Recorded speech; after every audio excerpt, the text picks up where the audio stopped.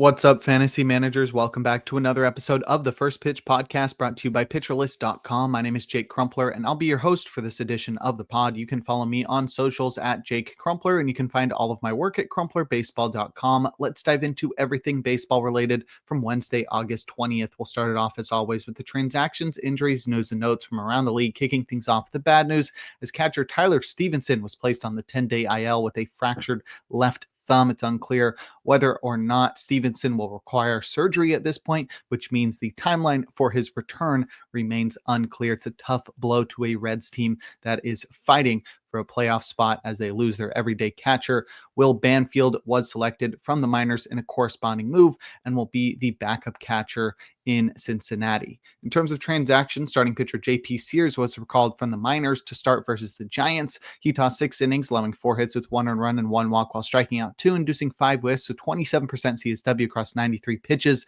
looking much better in his second start as a member of the Padres. He'll get the Mariners in Seattle up next. Next, we have starting pitcher Johan Oviedo, who was recalled from the minors to start versus the Blue Jays. He tossed 5 innings, allowing 2 hits and 1 earned run while walking 1 and striking out 6, inducing 12 whiffs with 29% CSW across 75 pitches. And once again, we got another guy who looked much better than his other start for a team that he pitched with for the first time this season. Oviedo's been on the Pirates for a while, but he made his return from a long stint on the IL. Looked terrible in his season debut, but looked much better here versus the Blue Jays. Oviedo will get the Cardinals in St. Louis next. And lastly, we have starting pitcher Parker Messick, who was selected from the minors to make his MLB debut in Arizona. He is Cleveland's number 12 prospect, and Messick looked very solid in his debut, really impressing me, pitching into the 7th inning, 6 2/3 innings, 7 hits, 1 earned run,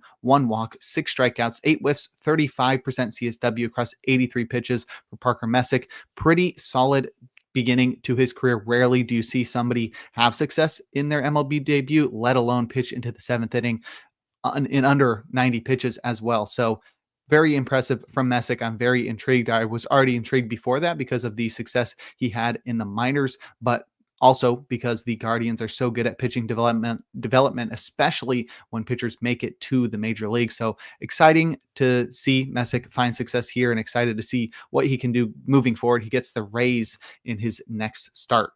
In terms of news, starting pitcher Bubba Chandler is expected to be selected from the minors on Friday to make his MLB debut versus the Colorado Rockies. Chandler is the Pirates' number 2 prospect and is the number 7 prospect in Major League Baseball, but he's not going to be a starter per se in the majors. He's going to pitch in bulk relief of Braxton Ashcraft on Friday. From there, it's unclear how the Pirates will use him. They're not going to go crazy and throw him a ton of innings because he is a very promising prospect, and the Pirates don't really have a lot of or really much to play for this season as they're expected to miss the playoffs. But it is exciting to have a pitcher of Chandler's caliber being recalled from the minors, or at least being promoted for his major league debut in AAA. Despite the prospect pedigree, he wasn't super exciting. 4.05 ERA, 1.48 whip, and a 27% strikeout rate in 24 starts. But being a top 10 prospect in baseball definitely gets Chandler a lot of hype. I'm excited to see what he does in his MLB debut on Friday. Next, we have starting pitcher Landon Rupp of the Giants, who's expected to be placed on the 15-day IL with a left knee sprain. He was hit by a comebacker in his start yesterday and was removed from the game. I'm pretty sure he was carted off the field. So it was really not a great scene. Luckily, not a super terrible injury, but he will miss at least the next couple of weeks. And lastly, relief pitcher Felix Bautista underwent shoulder surgery and is expected to miss at least 12 months. Pretty rough, as Bautista just returned from a lengthy IL stint after undergoing surgery last year or a couple of years ago. But now he's going to miss at least the next 12 months, which means no Felix Bautista next year for the Orioles either. Now we can take a look at our notable performances from Wednesday, a day in which we had just 14 games on the slate. We'll start it off with our hitters, leading off with third baseman Matt Shaw, who helped the Cubs to a win against the Brewers, going 1-for-2 with 2 runs, a home run, an RBI, and a walk for good measure. Was his 11th homer of the year, and it traveled 390 feet at 100 miles per hour. And I've talked about Shaw a couple times this year, first determining he wasn't worth the time in fantasy after his early season demotion, then suggesting the same when he came back looking a little stronger, but not much. Now I'm here to toot Shaw's horn as he continues to improve as the season wears on. Shaw batted 172 with a homer and a 62 WRC plus through his first 18 games before being optioned back to the minors. He was striking out 27% of the time with a 3% barrel rate, so was struggling all across the board. But he ended up being recalled in mid-May, only to bat 208 with 1 homer and a 60 WRC plus through the remainder of the first half. He made up for his noodly bat with 11 steals, and he cut his strikeout rate by 10% and nearly doubled his barrel rate, which hinted at something more under the hood. The second half, though, has had Shaw's full skills on display as he's batted 306 with 9 homers and a WRC plus north of 180 as he's struck out less than 20% of the time while barreling the ball at a 12% rate, while also chipping in 4 steals to maintain his power speed presence. The complete 180 flip in Shaw's production had me adding him everywhere in fantasy, and the underlying metrics suggest he's going to keep this up through the end of the year. Fingers crossed, though, that the Cubs move him up in the lineup as he continues to bat ninth. And next we have first baseman Ryan O'Hearn, who helped the Padres to win versus the Giants, going 2-for-3 with 2 runs, a home run, 2 RBIs, and a walk. It was his 16th homer of the year, and it traveled 415 feet at 105 miles per hour. O'Hearn has had a career season building off the identical 117 WRC plus marks he posted across the past 2 years. He racketed that mark up to 136 in the first half of this year to earn his first career All-Star selection before being traded to the Padres at the deadline.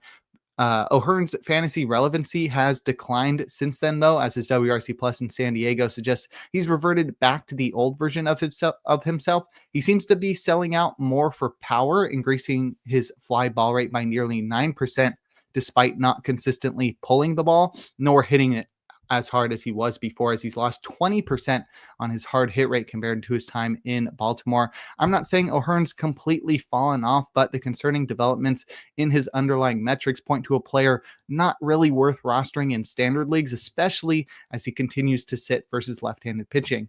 But if you'd like a breakdown of other notable hitting performances from Wednesday, check out the daily Batters Box article over on pitcherlist.com.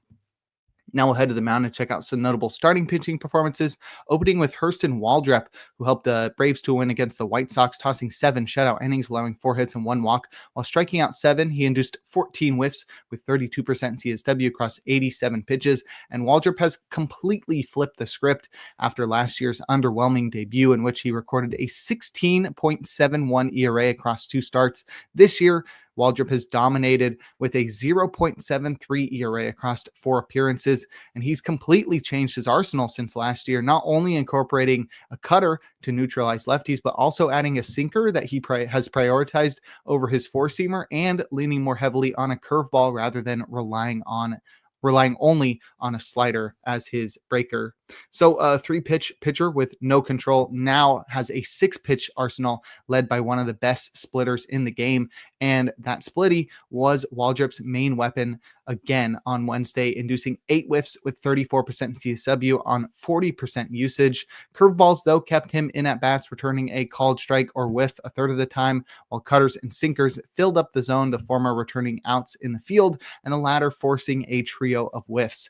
Waldrop still doesn't have the best command, but his ability to live in the zone with a deep arsenal and a lethal primary pitch in that splitter makes him an easy start once again in Miami up next.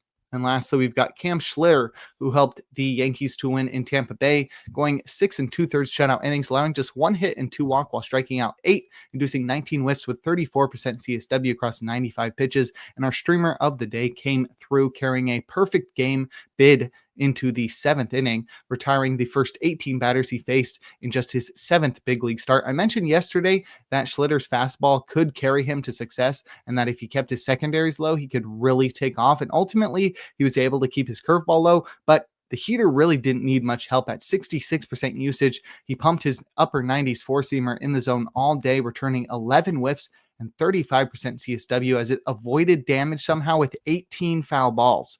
The curveball did the rest with 4 whiffs low in the zone, while his cutter helped where it could, especially so against righties as he dotted a few perfect ones on the outside corner for a trio of whiffs. In the end, I don't expect Schlitter's heater to be able to avoid as much damage as it did in this one. 11 called strikes and 18 foul balls doesn't really feel sustainable, and yet it's a dominant pitch, and he really just needs one secondary to show up for him to find success. And on top of that, Schlitter gets the Nationals up next, and I'll probably be streaming him there.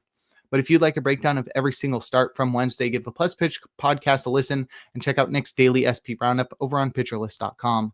Now we'll head to the bullpen and check out the relievers that got saves and the closers that pitched outside of save situations or blew their saves, starting with the former. Dennis Santana recorded his 9th save with a perfect 9th.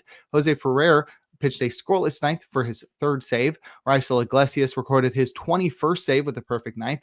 Devin Williams worked around an unearned run to record his 18th save. David Bednar had pitched in that one, allowing 2 runs in the 9th to blow his 3rd save, but he earned his 4th win when the Yankees reclaimed the lead in the 10th.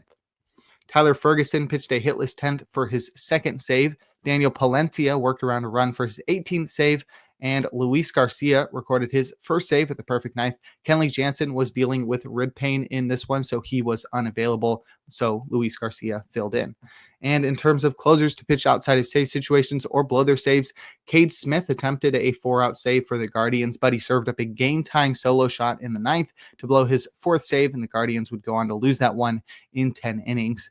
Calvin Fauché pitched a perfect 9th up by 4 after the Marlins tacked on an insurance run in the 8th. And lastly, Justin Topa pitched a scoreless 8th in a tie game that the Twins would lose in 10 innings. But if you'd like more information on relief pitchers, check out Rick Graham's weekly articles over on pitcherlist.com. And before we look forward to today's games, we're going to take a quick break.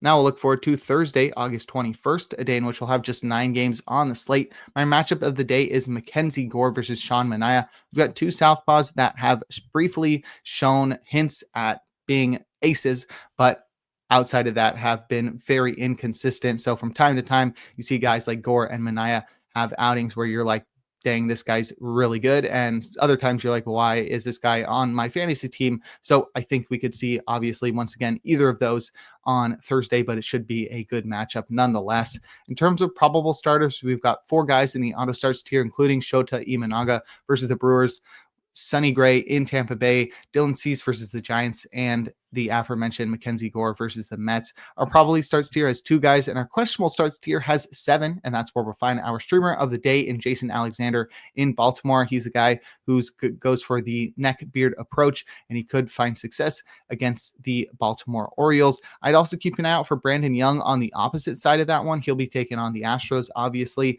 but Brandon Young pitched through a perfect game. Almost. He took a perfect game bid into, I'm pretty sure it was the 9th inning. I tuned into that one. It was pretty sad to see that one fall apart right near the end. But Brandon Young, I've talked about a couple times this year, and from time to time, he has looked incredible. And outside of that, he's also not looked great. He's a very young pitcher, but I'm on that one. The very unintended pun there. But nonetheless, Brandon Young has shown hints at being incredible and looked incredible in his last start. We'll see if he can carry it over versus the Astros. Obviously, it's a questionable start, but I think it's one that may be worth your time if you're desperate. In terms of hitter suggestions, I'd be looking at A's hitters versus Jose Urena in target field. I don't know what it is about Urena. I don't trust him. And the A's hitters have looked pretty dominant this year. If there's one thing the A's can hang their hat on, it's that young lineup that has looked very promising this year. So I think they should be able to take advantage of Urena on Thursday. I'd also take a look at Dodgers and Rockies hitters in Coors. Pretty self-explanatory. We'll see the legendary Clayton Kershaw take on rookie Chase Dollander on Thursday. And now we'll close things out with our relievers to watch. We have just one. Daniel Palencia has pitched on back-to-back days, and so has Brad Keller. So I'm expecting Andrew Kittredge to be the Cubs' temporary closer on Thursday. But that'll do it for today's episode of the First Pitch Podcast. Make sure to head on over to pitcherlist.com to check out all of the great articles and features we have on the site. Sign up for PL Plus or PL Pro to gain access to the Discord and to support the Pitcher List staff. You can follow me on socials at Jake Crumpler. Tune in live on YouTube tomorrow and every day for a new installment of the podcast. Trevor Hooth will be with you tomorrow and throughout the weekend. And make sure to enjoy the day as we are blessed with another day of baseball.